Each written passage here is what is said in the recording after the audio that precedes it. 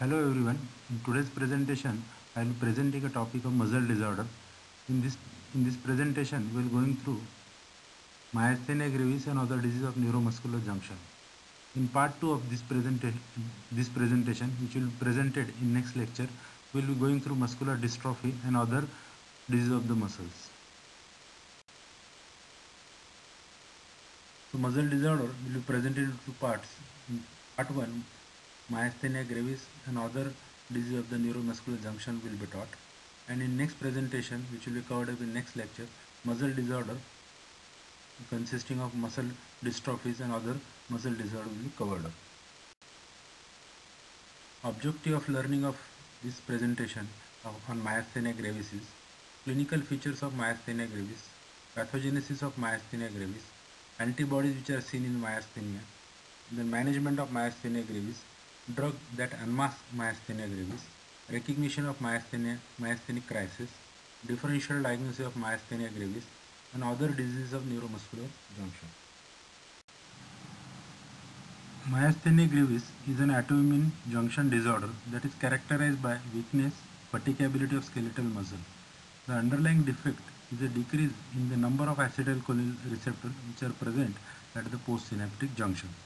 The majority of patients who develop myasthenia in adolescence or in adult have immunoglobulin G1 and G3 autoantibodies that plays pathogenetically important role by attacking acetylcholine receptor at postsynaptic junction and fixing complement on this receptor, resulting into the reduction in the number of acetylcholine receptors. These antibodies are thought to originate in hyperplastic germinal center of thymus. This is a neuromuscular junction where you can see there are vesicles which contains the acetylcholine and there are acetylcholine receptors at the postsynaptic junction.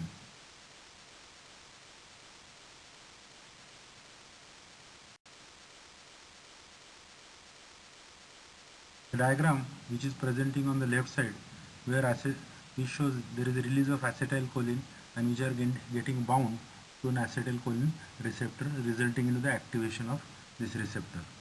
In diagram on the right side which shows acetylcholine receptor has been covered up by an inverse Y-shaped acetylcholine antibodies and there is X-shaped complement which is also present there. So this over period of this reaction between the complement and acetylcholine antibodies results into the destruction of postsynaptic acetylcholine receptors.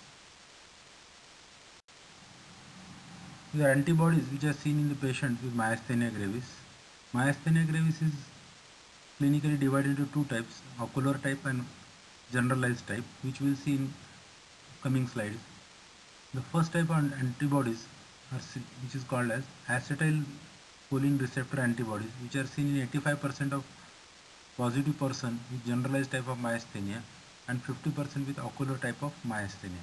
Second type of antibodies which are seen are muscle specific kinase antibodies. Also it is called as muscle specific tyrosine kinase antibodies. It is seen in 40% of acetylcholine antibody negative patient. So what it means, the person with myasthenia gravis who are negative with acetylcholine receptor antibodies, they amongst them 40% will have these muscle specific kinase antibodies present. And third type of the persons, they are called as seronegative myasthenia or double seronegative. Double seronegative means they are negative with the first type and second type of antibodies, that is acetylcholine receptor antibodies and muscle specific kinase antibodies will be absent in this type of patients. Now how this acetylcholine receptor antibodies plays a role in pathogenesis of myasthenia gravis. Anti-acetylcholine receptor antibodies reduces the number of available acetylcholine receptor at neuromuscular junction by three distinct mechanisms. The first mechanism is accelerated turnover of acetylcholine receptor by mechanism involving cross-linking and rapid endolysis of receptor, so resulting into the lysis of this receptor. Third is damage to the second is damage to the postsynaptic muscle membrane by antibodies in collaboration with complement, which was seen in the earlier diagram also. And third mechanism is locking of active sites of acetylcholine receptor, that is site normally where acetylcholine is bound. This second type of antibodies which are seen in the myasthenia gravis are called as muscle specific kinase antibody. It is the immune response to the muscle specific kinase. These antibodies also in short called as MuSK. It is a protein involving acetylcholine receptor clustering at the neuromuscular junction. This can result in myasthenia with reduction in acetylcholine receptor. Anti-MuSK bodies occurs in about 10% of patients with myasthenia gravis. About 40% of acetylcholine receptor antibodies negative patient may show this will show positivity with these antibodies. The third type of the patient is called as double seronegative or seronegative myasthenia. The low density lipoprotein receptor related protein 4 called as LPR4 is important protein required for clustering of acetylcholine receptor. Antibodies to this receptor will result into the destruction of neuromuscular postsynaptic junction acetylcholine receptor and which will lead to myasthenia gravis. These LPR4 antibodies are found in 50% patients with seronegative myasthenia gravis.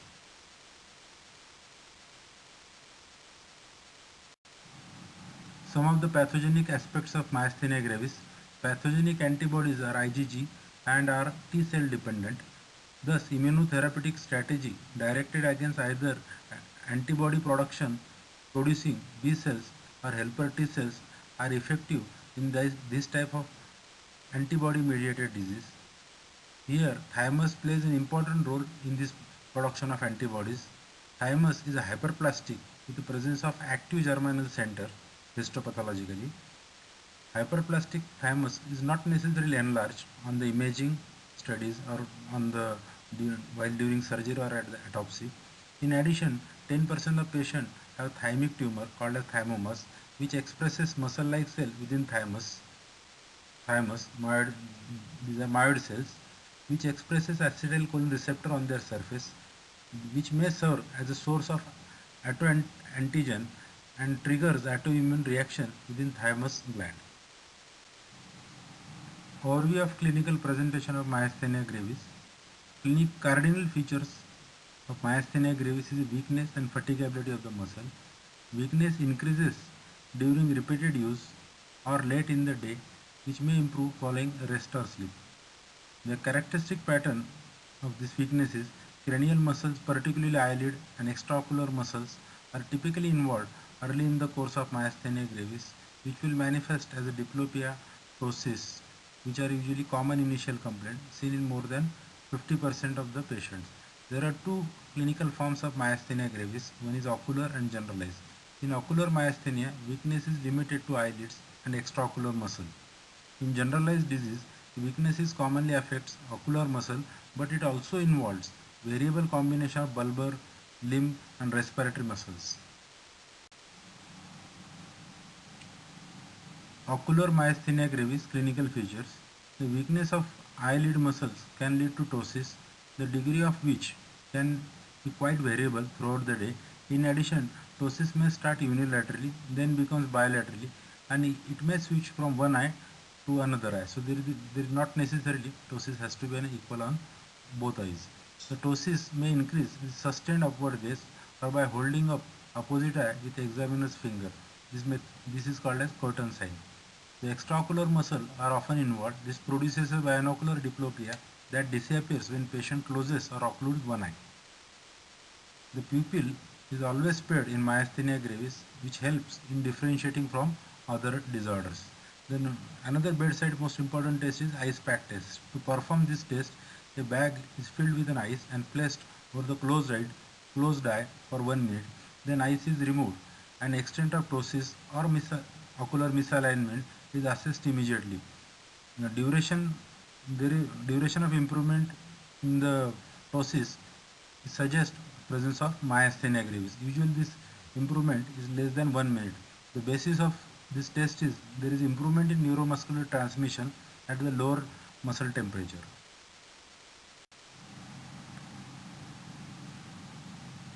Bulbar muscle involvement in myasthenia gravis has a distinct pattern. The following prolonged chewing, muscles of jaw become weak and fatigue, called as a fatigable chewing. Patient often uses his finger to keep his mouth closed. As a result of fatigue, jaw will be remaining open. So this type of patient will make an attempt to keep his mouth closed by using their fingers. The weakness of palatal muscle produces a nasal quality of speech, or it may be of low intensity. Oropharyngeal muscle weakness produces a dysarthria or dysphagia. Facial muscle involvement in myasthenia gravis. Facial muscles are frequently involved and make the patient to appear expressionless. Family member may even notice that patient has lost his or her smile. Obviously, this will be bilateral facial involvement. While attempting to smile, a patient may produce a typical myasthenic sneer, the photograph of which will be shown in the next slide, where mid-lip rises but the outer corner of mouth fails to move.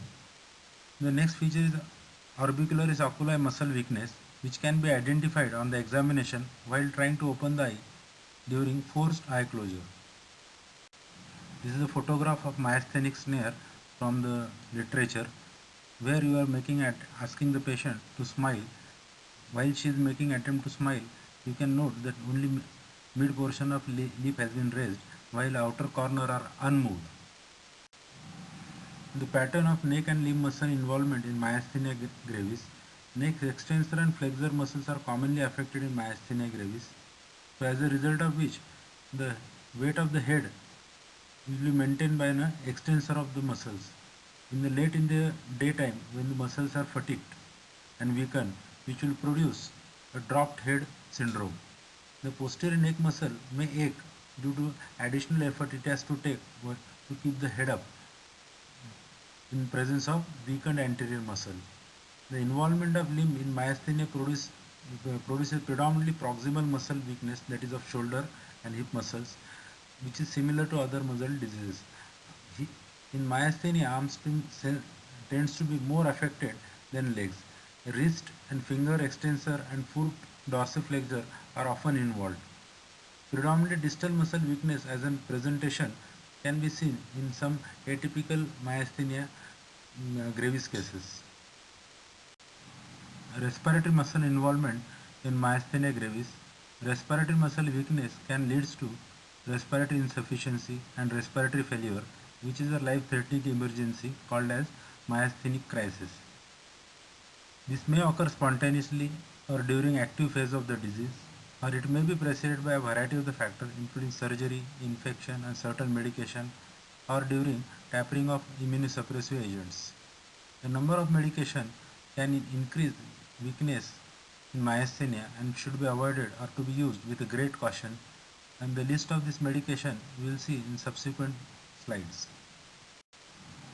Diagnosis of myasthenia gravis will be based on history, physical examination, laboratory testing, the nerve conduction studies, then hydrophonium test. History, there will be history of diplopia, ptosis, dysarthria, dysphagia, dyspnea, weakness which has characteristic distribution in proximal muscle, then in neck extensor. There will be generalized fluctuation in the muscle weakness and fatigue, which is worse with repetitive activity and which improves by rest.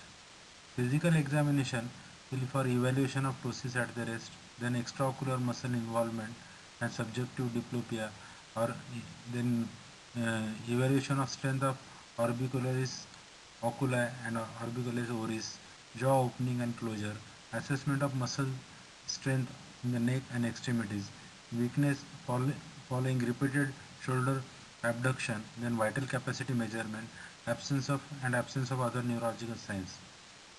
Laboratory testings are for acetylcholine receptor antibodies, which is seen 85% in patient with generalized myasthenia gravis and 50% with ocular myasthenia gravis.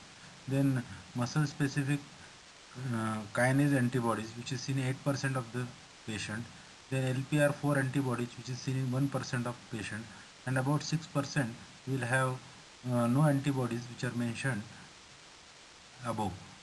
Those are acetylcholine receptor antibodies, then muscle specific kinase antibodies, and LR4 antibodies. These will be absent in about 6% of the patient. The next test is diagnostic test one can carry out is repeated nerve stimulation, where decrement of more than 10% at 3 Hz, which will suggest highly probable myasthenia gravis. Another test is single fiber electromyography. There will be blocking and jitter with a normal fiber density, which is confirmatory but not a specific of myasthenia gravis. Next test is hydrophonium test. Nowadays, this test is not carried out that routinely. Using a 2 milligram of hydrophonium, which is given every minute, up to 10 milligram, it can be used.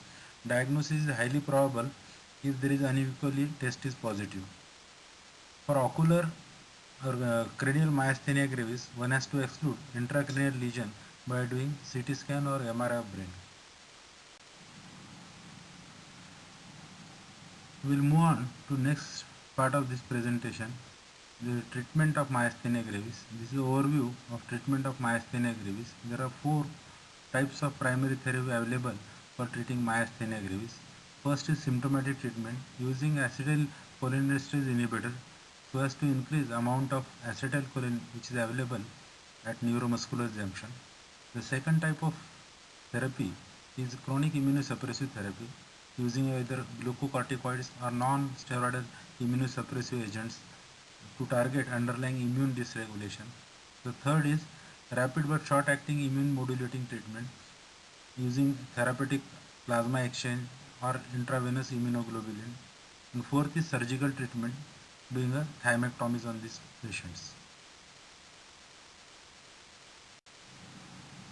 This table is showing commonly used therapy in myasthenia gravis. For symptomatic therapy, pyridostigmine is commonly used. The dose is 30 to 90 milligram every 4 or 6 hourly. The onset of action is 30 to 60 minutes. Some of the patient who is muscle specific kinase positive, they may be get worsen or they may be this pyridostigmine may not be effective in this type of a patient.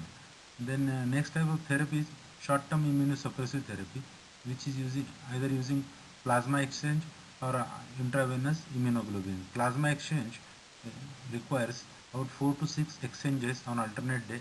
Onset of action is 1 to 5 days. Is the treatment of choice in myasthenia gravis. Then IVIG is used 1 to 2 gram per kg over 2 to 5 days. Its onset of action is 3 to 10 days. It is used in exacerbation of myasthenia gravis in the children. Then in long-term immunosuppressive therapy using prednisolone. In generalized myasthenia, either you begin with 60 milligram per day or 20 milligram per day. Most popular is 20 milligram per day. Then gradually escalate the dose to 1 milligram per kg. The onset of action is 3 to 6 weeks. This is a first line immunosuppressive therapy which has a rapid response, but it has a frequent side effects of steroids. Then ocular myasthenia gravis, either you begin with 1 to 20 milligram per day with gradual escalation over a period of next 2 to 3 weeks, or second you begin with 30 to 60 milligram as a beginning dose. The next long-term immunosuppressive therapy is azathioprine. Dose used is 2 to 3 milligram per kg per day. The onset of action is 6 to 12 months. It is a first-line steroid sparing agent so as to avoid the effects of steroids. The next agent which is used in long-term immunosuppressive therapy is mycophenolate. His dose is 2 to 2.5 gram per day in divided twice a day dosing. His effect starts at the 4 to 12 months. Is the first or second line steroid sparing agents. Then third agent which is used is cyclosporin, 4 to 6 milligram per kg per day and divided into twice a day doses. Onset of action is 2 to 3 months. It is steroid sparing in the patient who are intolerant or unresponsive to azathioprine or mycophenolate. The next agent is tacrolimus. Dose is 3 to 5 milligram per day. The effect starts at 4 to 8 weeks. It is steroid sparing in the patient who are intolerant or unresponsive to azathioprine, mycophenolate or cyclosporin. The next agent is cyclophosphamide, which is used in 500 milligram per meter square of body. It is onset of action is 2 to 4 weeks. It is used in refractory or severe form of myasthenia gravis. The next drug which is used is rituximab, 1000 milligram IV in 2 doses. Okay. It is used in refractory myasthenia gravis, especially muscle-specific kinase antibody positive myasthenia gravis.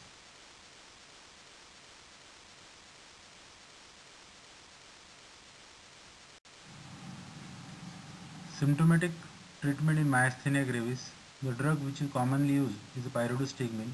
It provides marked improvement in most of the patients with myasthenia gravis and little or no effect in others.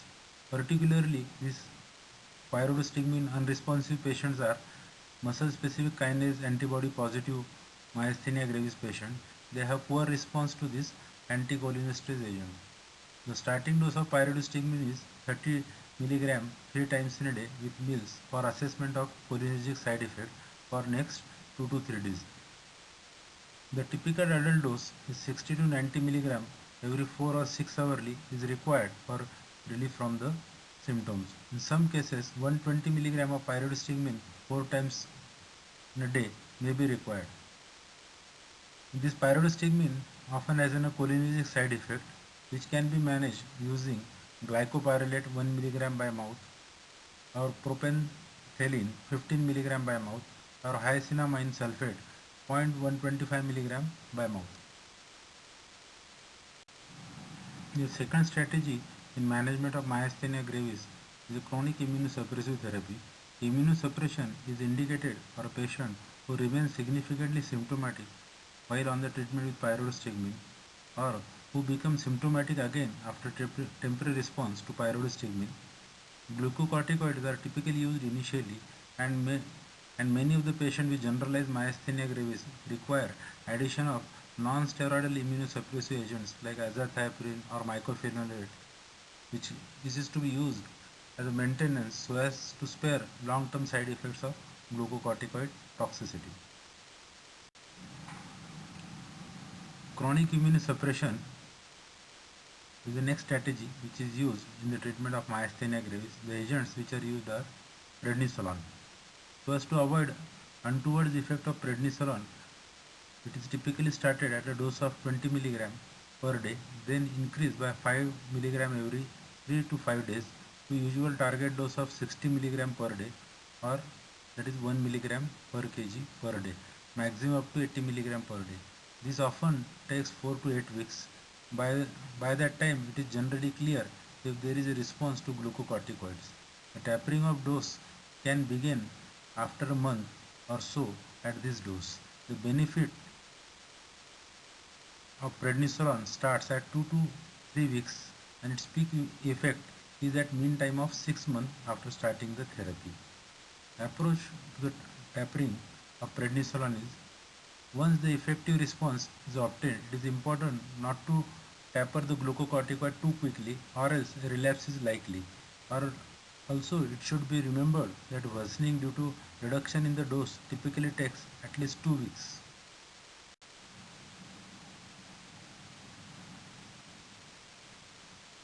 Other chronic immunosuppressive therapy which are used in myasthenia gravis after the prednisolone use is azathioprine. As we have discussed, azathioprine, mycophenolate, these are the agents which are used as an steroids for its steroid sparing effect.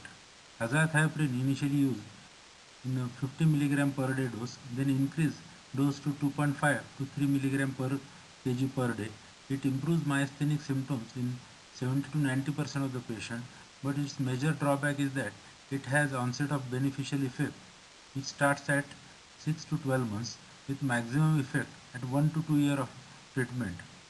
The next agent which is used as a steroid sparing properties is mycophenolate. Initial dose is 500 mg twice a day. Increase the dose based on response and tolerability to the maintenance dose of 1 gram to 1.5 gram twice a day. It is widely used as a first line agent in many centers. Some feels that it has a slight faster onset of effect compared to azathioprine and it is better tolerated than azathioprine. The next chronic immunosuppression therapy is bridge therapy or short-term immunosuppressive therapy using intravenous immunoglobulin IVIG or therapeutic plasma action. It should be individual. This type of therapy should be individualized depending upon the severity of disease and comorbid factor.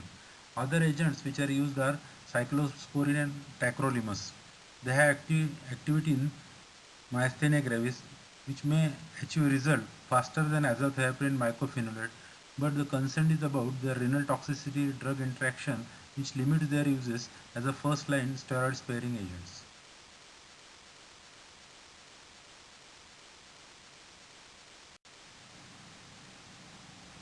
And word about muscle-specific kinase antibody positive myasthenia gravis. This type of subset of cases are poorly responsive to anticholinesterase agent.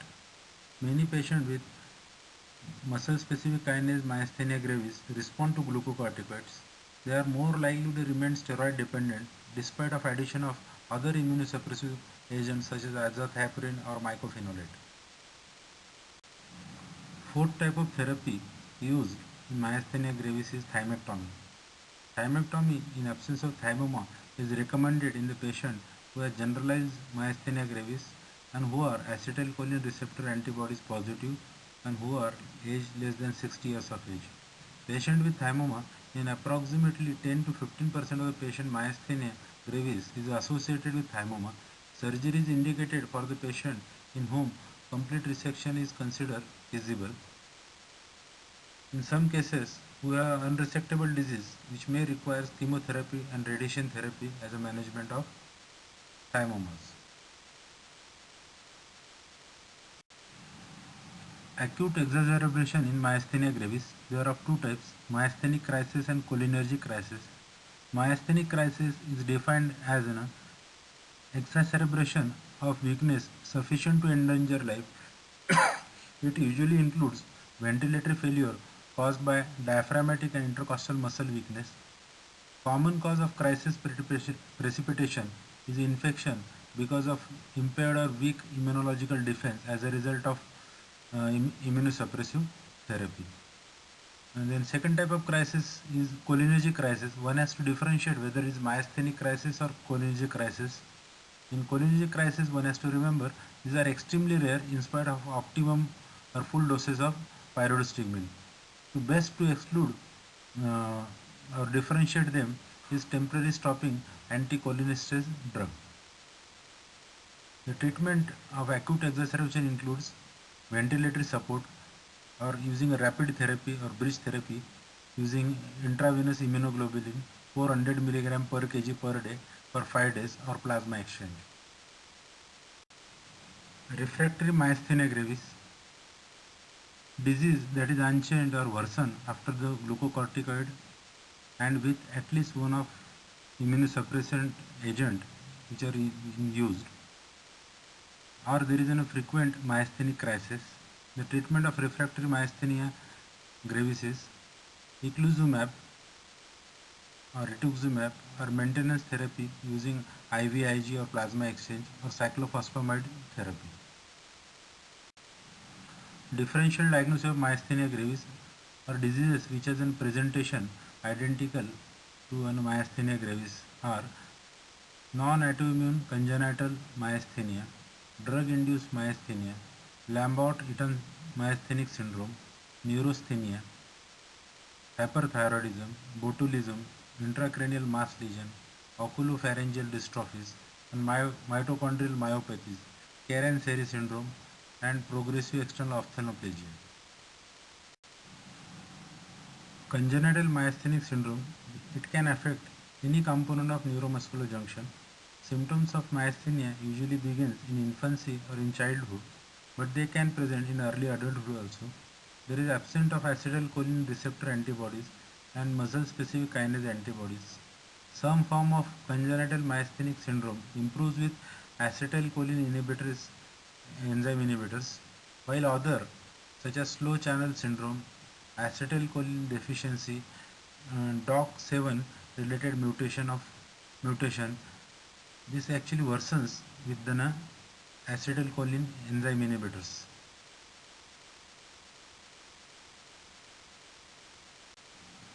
Lambert-Eaton myasthenic syndrome. It is a presynaptic disorder of neuromuscular junction due to reduction in acetylcholine release from presynaptic nerve terminals.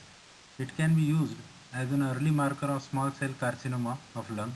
The proximal muscles of lower limb are most commonly affected and muscle strength is typically improved with exercise. Ptosis of eyelid and diplopia which occurs in 70% of the patient and which resembles the features of myasthenia gravis. Easy differentiating feature from myasthenia gravis are difference or absent tendon reflexes and autonomic changes such as dry mouth and impotence. LEMS is caused by autoantibodies directed against PQ type calcium channel at the motor nerve terminals. Elderly patient with LEMS is associated with malignancy, most commonly small cell carcinoma, as tumor cell may express calcium channel that stimulates autoimmune response. The treatment of LEMS is plasmapheresis or immunotherapy. Diaminopyridine pyridostigmine can be used for relief of symptoms.